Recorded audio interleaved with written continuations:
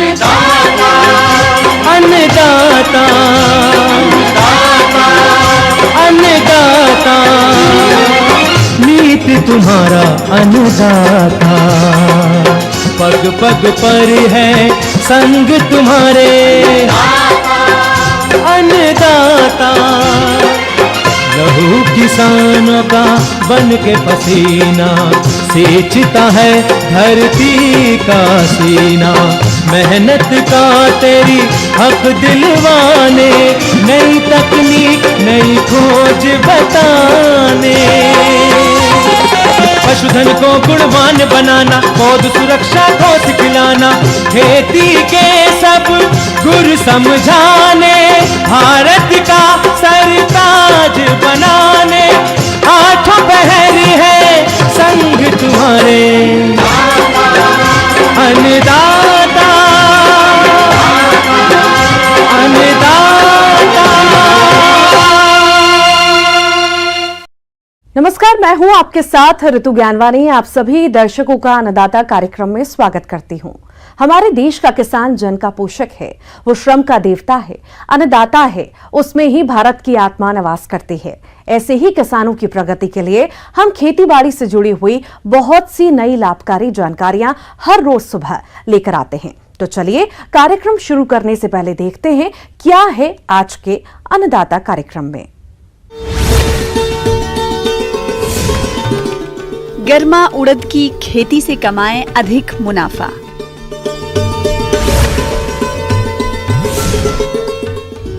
रामदाना की खेती करने की वैज्ञानिक तकनीक।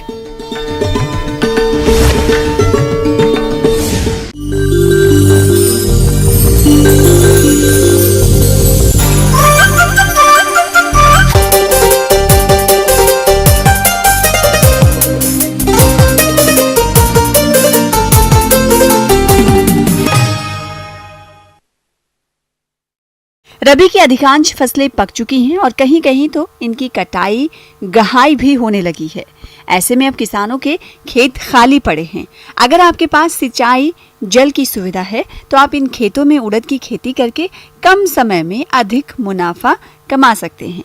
तो चलिए उड़द की खेती के बारे में विस्तार से जानते हैं बिरसा कृषि विश्वविद्यालय जिला रांची के कृषि वैज्ञानिक डॉक्टर CS महतो से।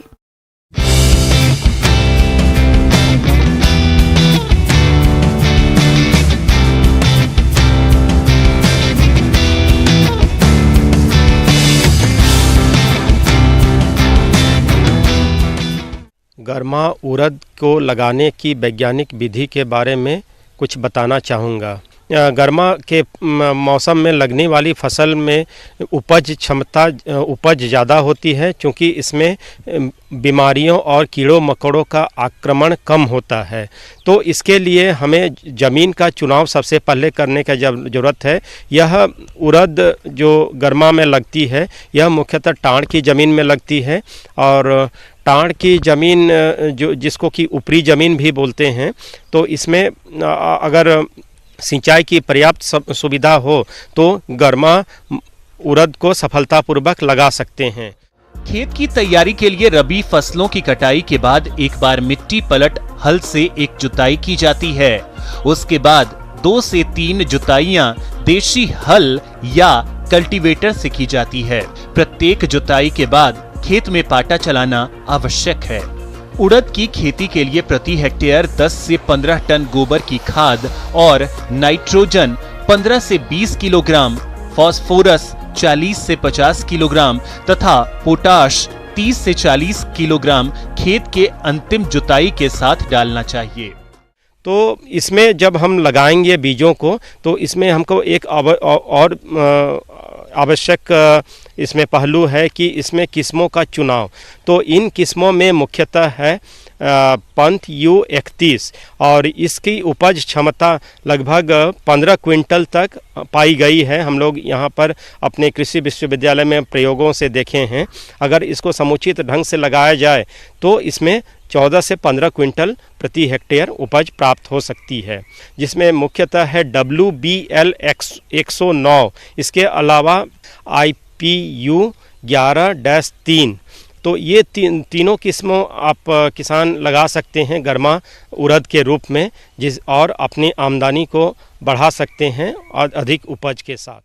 खरीफ सीजन के लिए प्रति हेक्टेयर 12 से 15 किलोग्राम बीज पर्याप्त होता है। वहीं यदि आप गर्मी में उड़द की खेती कर रहे हैं तो प्रति हेक्टेयर 20 से 25 किलोग्राम बीज की मात्रा लेना चाहिए।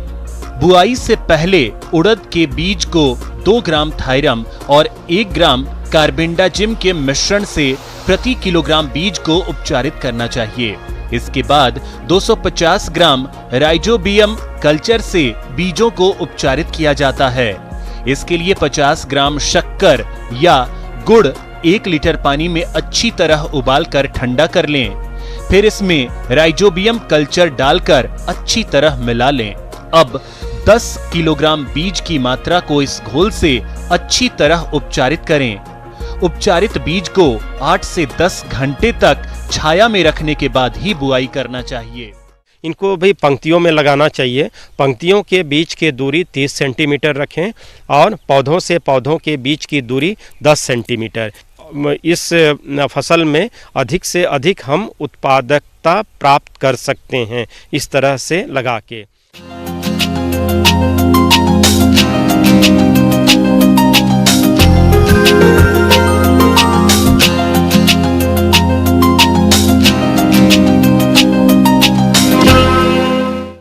अपने राज्य बिहार में भी अब मौसम्बी की बागवानी सफलतापूर्वक की जाने लगी है। प्रदेश के कई किसान मौसम्बी की बागवानी से जुड़े हैं। ऐसे में इन बागों से भरपूर फल उत्पादन मिले हैं। इसके लिए बागों में कुछ जरूरी कार्य करने पड़ते हैं, जिनके बारे में बता रहे हैं कृषि विज्ञान केंद्र झंझारपुर के कृषि वैज्ञानिक डॉक्टर सुधीर कुमार।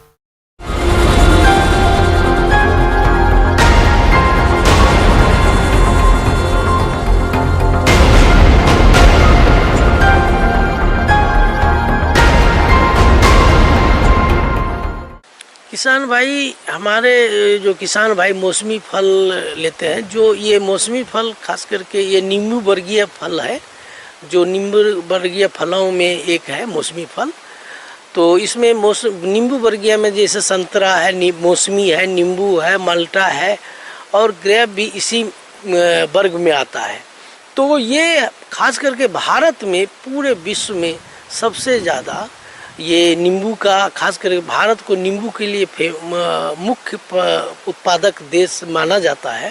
सिंचाई मौसमी की खेती लगाने के बाद पौधे के स्तर होने के लिए 2 महीने लगते हैं। पौधों को लगाने के बाद नियमित पानी देना चाहिए। मौसमी की खेती में हो सके तो ड्रिप सिंचाई का उपयोग करना चाहिए। पौधों को सर्द के मौसम में 10 से 15 दिन और ग्रीष्म में 5 से 10 दिन में हल्की सिंचाई करना चाहिए। खेत में बरसात का पानी का रुकाव ना हो, इसका ध्यान रखना चाहिए। खास करके जब मौसमी फसल आप लगा चुके होते हैं तो आप देखते होंगे कि 1 वर्ष का अगर पौधा है तो उसमें आपको उपरिवेशन, कंपोस्ट और फर्टिलाइजर का करना है। तो कैसे आप करेंगे? खास करके किसान भाई, अगर कंपोस्ट और फर्टिलाइजर का उपरिवेशन सही समय पर और हमेशा करते हैं तो आपको मौसमी फसल का उत्पादन बहुत अच्छी मिलेगी। तो इसको ध्यान रखें। और 1 वर्ष का जब पौधा हो जाएगा तो 10 किलो कंपोस्ट, 125 ग्राम यानी कि 125 ग्राम यूरिया और 250 ग्राम सिंगल सुपर फास्फेट की जरूरत होती है। और जब 2 साल का पौधा हो जाएगा तो 20 केजी कंपोस्ट, 250 ग्राम ये यूरिया और 500 ग्राम सिंगल सुपर फास्फेट की जरूरत होती है। उसी तरह उसको 10 ग्राम बढ़ाते जाएंगे तो अगर 3 साल का होगा तो 30 केजी कंपोस्ट की जरूरत पड़ेगी और 750 ग्राम जो है यूरिया की जरूरत पड़ेगा, 250 ग्राम यूरिया का। और तीसरा साल में 325 ग्राम यूरिया का जरूरत पड़ेगा और 750 ग्राम सिंगल सुपर फास्फेट का। और चौथा साल जब वयस्क होगा, जो ये मौसमी फसल है, जो फल है, ये 4 साल वयस्क पौधा माना जाता है और यही हमेशा बरकरार रहता है। तो 40 केजी कंपोस्ट जो वयस्क पौधा है उसमें रिकमेंडेशन है और 500 ग्राम यूरिया और 1 किलो सिंगल सुपर फास्फेट और म्यूरेट ऑफ पोटाश जिसको पोटाश कहते हैं वो 200 ग्राम प्रति पौधे के हिसाब से आप खेत में पौधे में डालेंगे तो आपका फसल हमेशा बरकरार रहेगा। इसलिए कि अगर फल लेते हैं, जब मौसमी पौधा लगाते हैं 150 दिन से 180 दिन में फल देना तैयार होना शुरू हो जाता है और एक पौधे से 1000 से 1200 फल प्रति पौधे से मिलता है।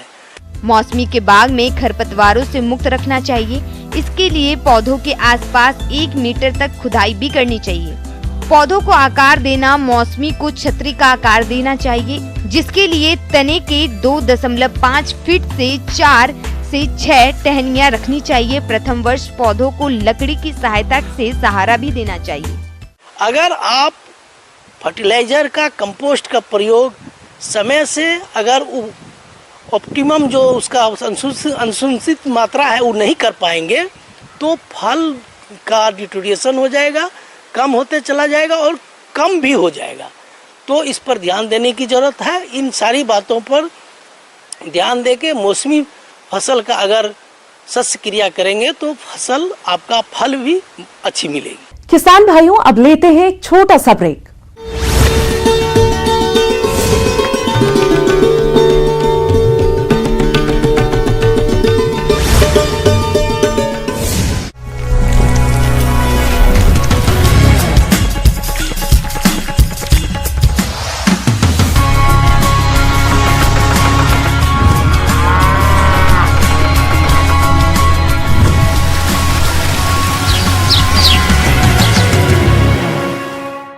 ब्रेक के बाद आप सभी दर्शकों का अन्नदाता कार्यक्रम में स्वागत है।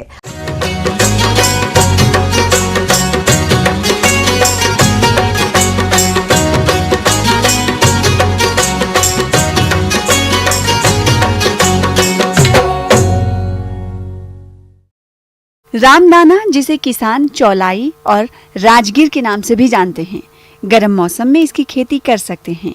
ये फसल पौष्टिक गुणों से भरपूर होती है। इसकी पत्तियों का प्रयोग सब्जी के रूप में और दानों से कई प्रकार के पकवान बनाए जाते हैं। आप भी इस समय खेती करके अच्छा लाभ कमा सकते हैं। देखते हैं ये खास रिपोर्ट।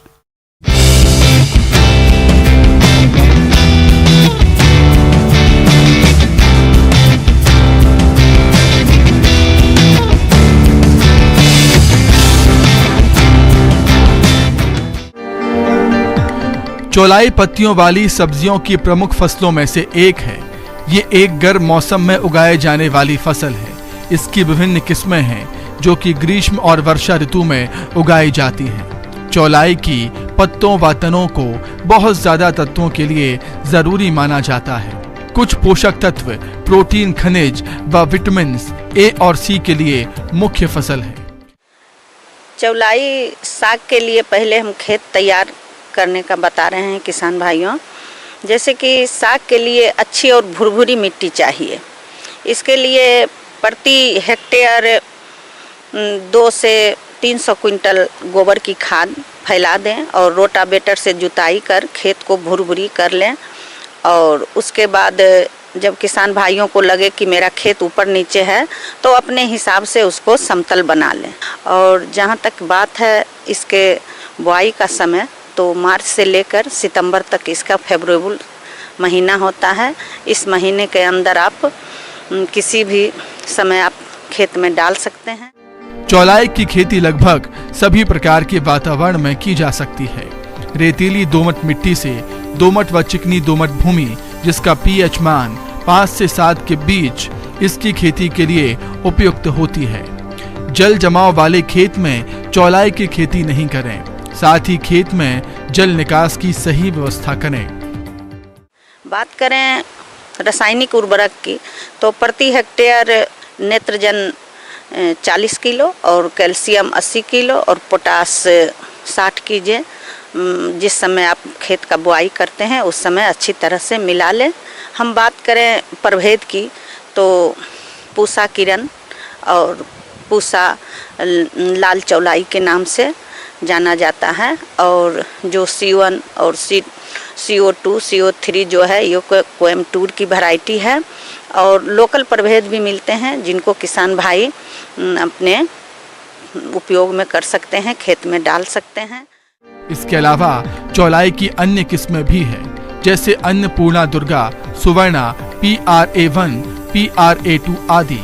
बुवाई के लिए प्रति हेक्टेयर के हिसाब से 2 से 2.5 किलोग्राम बीज पर्याप्त होता है।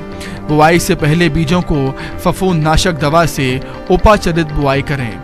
बीजों को रेत या मिट्टी में मिलाकर 45 सेंटीमीटर पर कतार बनाकर बुवाई करें। और बहुत से किसान भाई जो हैं वो जो लाल चौलाई साग है उसका छिड़काव छिटुआ विधि से करते हैं। इससे सीड का बर्बादी होता है। इसके लिए किसान भाइयों को करना है क्या, जो कि 25 से 30 सेंटीमीटर की दूरी पर क्यारी बना ले और बीज में थोड़ा सा मिट्टी या बालू मिलाकर छिड़काव करें। इससे होता है क्या, जो पौधे की दूरी जो होती है सो 4 से 5 सेंटीमीटर बन जाती है। इससे पौधे स्वस्थ और अच्छे दिखाई देते हैं। उसके बाद अगर किसान भाइयों को ये लगे कि इसमें पर्याप्त नमी नहीं है बुआई के समय, तो किसान भाइयों के लिए है कि जब तक अच्छी सीड का जर्मिनेशन नहीं होगा तो अच्छे फसल की कामना नहीं कर सकते हैं। इसलिए बुआई के समय ध्यान दें कि सिंचाई अगर खेत में नहीं है, नमी कम है, तो उसको हल्का सिंचाई कर दें। और उसके बाद जब 15 से 20 दिन का पौधा होता है तो उसमें समय पर पानी देते रहें। चौलाई फसल की अच्छी पैदावार के लिए खरपतवार नियंत्रण पर सबसे ज्यादा ध्यान दें। दरअसल खरपतवार में पाए जाने वाले कीड़े इसकी पत्तियों को अधिक नुकसान पहुंचाते हैं, जिससे इसकी गुणवत्ता और पैदावार में कमी आती है। इसके लिए बुआई के करीब 10 से 12 दिन बाद खेत में हल्की गुड़ाई कर दें। इसके बाद दूसरी गुड़ाई 40 दिन बाद करें।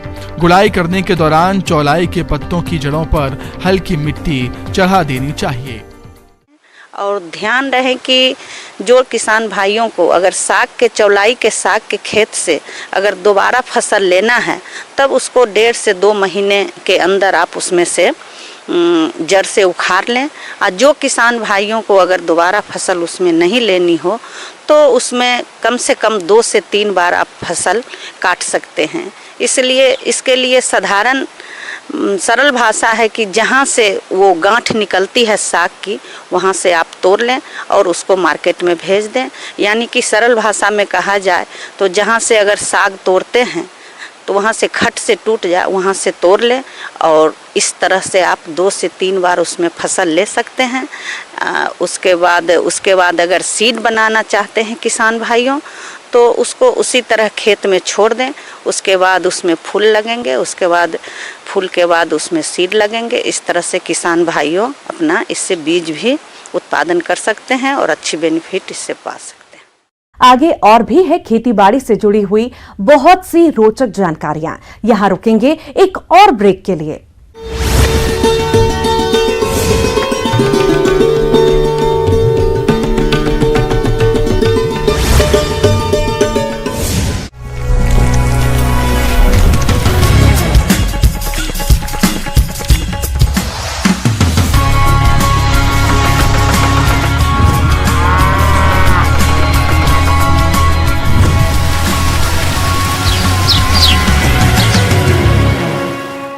ब्रेक के बाद एक बार फिर से आप सभी दर्शकों का अन्नदाता कार्यक्रम में स्वागत है।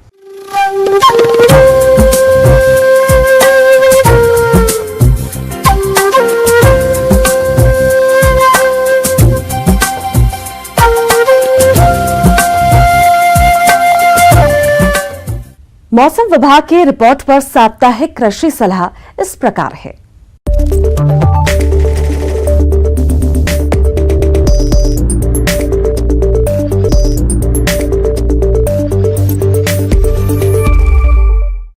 ग्रामीण कृषि मौसम सेवा भारत मौसम विज्ञान विभाग रांची द्वारा भेजे गए मौसम पूर्वानुमान रिपोर्ट के आधार पर आगामी 2 दिनों तक आकाश में हल्के बादल छाए रहेंगे। उसके बाद आकाश लगभग साफ रहेगा। हवा की गति सामान्य से अधिक रहने की संभावना है। ऐसे में इन क्षेत्रों के किसान भाइयों को सलाह दी जाती है कि दिन के तापमान में बढ़ोतरी के साथ हवा की गति के कारण पौधों में जल की आवश्यकता पड़ सकती है, अतः किसान भाई अपने फसलों सब्जियों में नियमित रूप से सिंचाई करते रहें। रबी की जो भी फसलें तैयार हैं उसकी कटाई के बाद खेत की जुताई करें और पाटार नहीं लगाएं। मिट्टी को खुला छोड़ देने से इनमें मौजूद खरपतवार और कीड़े मकोड़े नष्ट हो जाएंगे। उसके बाद मिट्टी की जांच अवश्य करवाएं। खेतों में जल जमाव बनाए रखने के लिए मेड़ को दुरुस्त रखें और समय पर रोपे गए फसल में रोपा के 40 से 45 दिन बाद यूरिया का दूसरा भुरकाव करें। भुरकाव से पहले खरपतवार अवश्य नियंत्रित कर लें। गेहूं की फसल में समुचित नमी बनाए रखने के लिए आवश्यकता अनुसार सिंचाई करते रहें। फसल में लूज स्मट रोग से ग्रसित बालियां चूर्ण का रूप ले लेती हैं और उसमें दाने नहीं बनते हैं। अगर ऐसे लक्षण दिखाई दें तो उन्हें सावधानी पूर्वक तोड़कर जलाकर नष्ट कर दें। साथ ही साथ रोगी बालियों को काटते समय सावधानी बरतें कि उनका चूर्ण जमीन पर नहीं गिरे। लत्तर वाली सब्जियों जैसे खीरा, ककड़ी, कद्दू, कदीमा आदि में जिनका बढ़वार ज्यादा हो गया हो उसमें झांकी लगा दें, जिससे पत्तियों एवं फलों का संपर्क सीधे मिट्टी से नहीं हो सके। इस समय कहीं कहीं फसल में पत्तियां खाने वाले कीटों का आक्रमण हो रहा है। फसल को इन कीटों से बचाने के लिए अविलंब कीटनाशी दवा क्लोरोपाइरीफास का छिड़काव 2 मिलीलीटर प्रति लीटर पानी के हिसाब से घोलकर छिड़काव करें। अगर फसल में पत्ती का अंगमारी रोग का प्रकोप हो रहा हो तो फफूंदी नाशक दवा कंटाफ का छिड़काव 1 मिलीलीटर प्रति लीटर पानी के हिसाब से घोलकर छिड़काव करें। आम और लीची के पेड़ों में फल लगने के बाद नियमित रूप से सिंचाई करते रहें।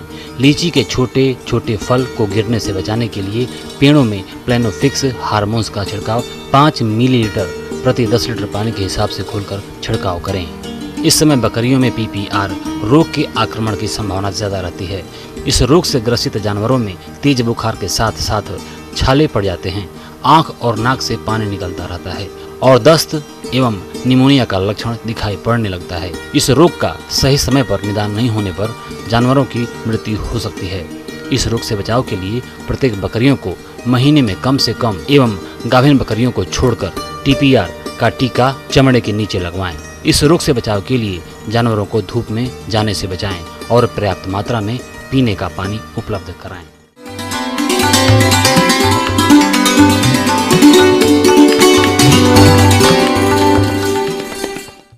और आइए अब जानते हैं अन्नदाता निशुल्क फोन के माध्यम से पूछे गए समस्याओं का समाधान।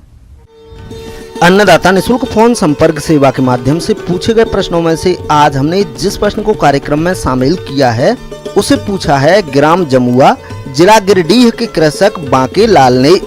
यह मिर्च की फसल में पर्णकुंचल रोग की रोकथाम के बारे में जानकारी चाहते हैं। तो बांके लाल जी, आपकी जानकारी के लिए प्रस्तुत है कार्यक्रम का ये अंश। किसान भाई, जो मिर्च और ये जो लीफ कर्ल ऑफ जो डिजीज है ये मिर्च में भी लगता है, पपीता में भी लगता है और इसको जो है जैसे जनरली जो अगर समान भाषा में हम कहेंगे तो इसको जो है पर्णकुंचन या मुर्रा जो है रोग कहा जाता है। यह जो है मिर्च के जो है पौध की जो है भारत में सबसे बड़ी विनाशकारी रोग है। यह जो बीमारी है जो विषाणु से जो है होता है और मक्खी द्वारा जो है यह फैलता है। इसमें व्हाइट फ्लाई के द्वारा जो है फैलता है। सफेद मक्खी कीट, यह कीट पत्तियों के कोमल भागों से रस चूसकर काफी नुकसान पहुंचाते हैं। इनके असर से पत्तियां सिकुड़ जाती हैं और पौधों की बढ़वार रुक जाती है। यह मक्खी एक किस्म का तरल पदार्थ निकालती है जिससे कि फफूंदी रोग हो जाता है और पौधों का विकास व प्रकाश संश्लेषण रुक जाता है। यह जितना नुकसान रस चूसकर नहीं करती उससे कहीं ज्यादा विषाणु रोग फैलाती है। इस रोग का जो मुख्य लक्षण है, इस रोग में देखा गया है कि जो मिर्च की पत्तियां होती है वो छोटी होकर मुड़ जाती है तथा पत्तियों की जो सिराएं होती है वो मोटी हो जाती है, जिससे पत्तियां मोटी दिखाई पड़ती है और पौधों की बढ़वार रुक जाती है और पौधा जो है धीरे धीरे आप देखेंगे पौधा झाड़ी नुमा बन जाता है। झाड़ी नुमा बनने से जो है उसमें फलन जो है कम हो जाता है, फल लगना कम हो जाता है और अगर लगता भी है तो वो जो है कुरूप मतलब जो बहुत अच्छा फल नहीं, जो उसका जो अगर क्वालिटी की बात करेंगे तो बहुत अच्छा दिखने में जो है अच्छा नहीं रहता है। और यह जो वायरस है जो सफ़ेद मक्खी द्वारा रोगग्रसित पौधों से जो है दूसरे पौधों में भी फैलता है। इसको प्रबंधन करने के लिए किसान भाई सबसे पहले तो इसका जो प्रबंधन है ये खेत से ही शुरुआत हम करेंगे। इसको खेत की तैयारी करने समय जो है हमको ये ध्यान रखना पड़ेगा कि इसमें ग्रीष्मकालीन जो है गहरी जुताई करेंगे, साथ साथ मेड़ जो रहता है, मेड़ की जो है साफ़ सुथरी रखना जरूरी है। खेतों में अगर अधिक वर्षा की स्थिति बनती है तो पानी की निकासी की समुचित व्यवस्था जो है हमको करना पड़ेगा। साथ ही अगर हम जो है अगर वैरायटी की बात करेंगे तो इसके लिए जो भी रेजिस्टेंट वैरायटी है उसके लिए हम सूरजमुखी या पूसा ज्वाला या जापानी लौंग जो वैरायटी मिर्ची की आती है प्रभेद, उसको हम जो है उपयोग करेंगे ताकि हमारा रेजिस्टेंट वैरायटी रहेगा तो इस बीमारी का जो है कम से कम असर जो है पड़ेगा। रस चूसक कीटों से फसल को बचाने के लिए 15 से 20 पीले चिपचिपे ट्रैप प्रति हेक्टेयर के हिसाब से लगाएं। जैव आधारित कीटनाशी से रोकथाम। मिर्च की फसल में हानिकारक कीटों व लीफ कर्ल के इलाज के लिए 30 व 40 दिनों की फसल अवस्था पर आवश्यकता अनुसार एजाडिरेक्टिन 3 मिलीलीटर प्रति लीटर पानी के साथ वर्टिसिलियम मित्र फफूंद 1 लीटर प्रति लीटर पानी का छिड़काव करें। किसान भाई, अगर हम जो है जैविक के अलावे अगर जो है हम रासायनिक कंट्रोल की बात करेंगे तो सबसे पहले जो है किसान अगर मिर्च में लीफ कर्ल डिजीज को जो वाहक है सफ़ेद मक्खी, उसको नियंत्रण के लिए जो है इमिडाक्लोरोपिड 1 ml प्रति 3 लीटर पानी में जो है घोल बनाकर 2 से 3 बार जो है 15 दिनों के अंतराल पे अगर हम छिड़काव करते हैं तो इससे जो है कंट्रोल हो सकता है। साथ ही जो है रोग के प्रसार को रोकने के लिए अगर हम कहीं पे जो रोगग्रस्त पौधा देखते हैं तो उसको उखाड़कर तुरंत फेंक देना चाहिए। और खेत में अगर सफ़ेद मक्खी के नियंत्रण के लिए जो है आप जो है दूसरा कंट्रोल 10 जो है येलो स्ट्रिप कार्ड जो मक्खियों को जो चिपकता है मक्खी, उसमें अगर 10 जो है प्रति एकड़ की दर से हम 10 येलो स्ट्रिप कार्ड अगर यूज करते हैं तो उससे भी जो है इस बीमारी पे, इस मक्खी पे कंट्रोल करेंगे तो जिससे बीमारी भी कंट्रोल में आ जाएगी।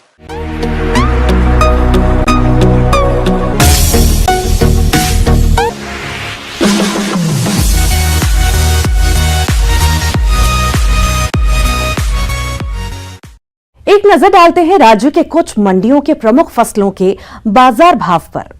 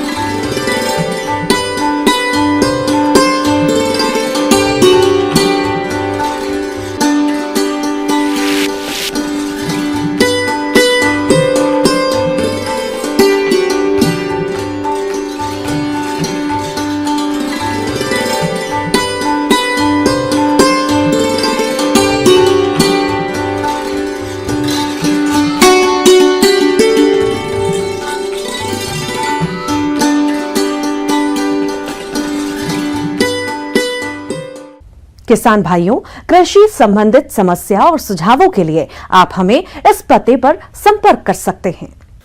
प्रोड्यूसर अन्नदाता news 18 Bihar Jharkhand, Ramoji film city Hyderabad 501512। साथ ही आप हमें ईमेल भी कर सकते हैं। हमारा ईमेल है p18annadatabihar@nw18.com। इसके अतिरिक्त आप हमें निशुल्क हेल्पलाइन नंबर 18008892 पर सोमवार से शनिवार सुबह 10 से शाम 4 बजे के बीच संपर्क कर सकते हैं। अब समय हो रहा है आपसे विदा लेने का। कल फिर मुलाकात होगी कृषि से जुड़ी महत्वपूर्ण जानकारियों के साथ। नमस्कार।